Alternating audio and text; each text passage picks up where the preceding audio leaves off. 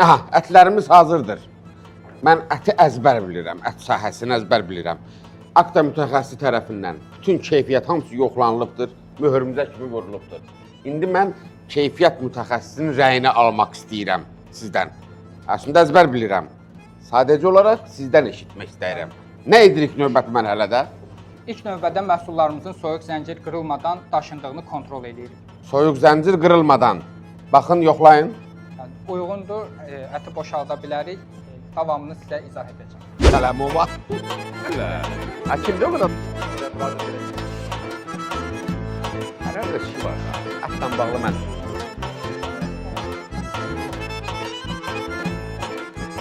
Aha, buyurun.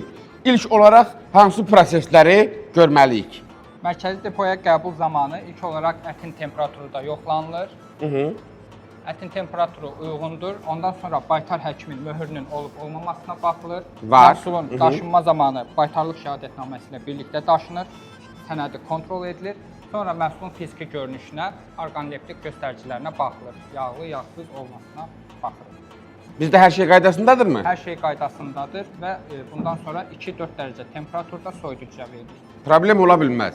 Çünki bu narazın seçib gətirdiyi ətlərdir. Bəh.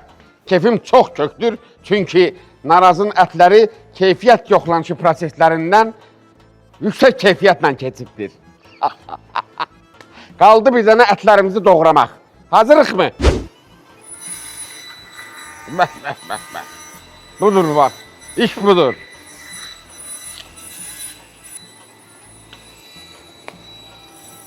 Antrikot.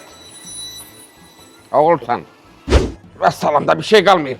Qardaş oğlu, bunu da qoyuram. Ehtiyatla. Cəmaət bilsə ki, biz bunu nə gözəl əziyyətlə, onları sevə-sevə hazırlamışıq. 1 kilo da ət qalmaz arazda. Mən sana deyirəm bunu. Oğulsan.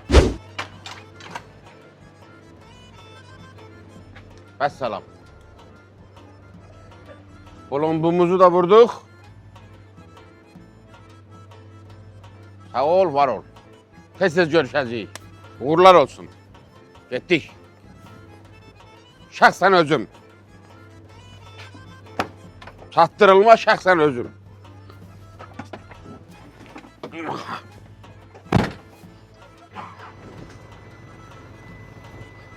Getdik.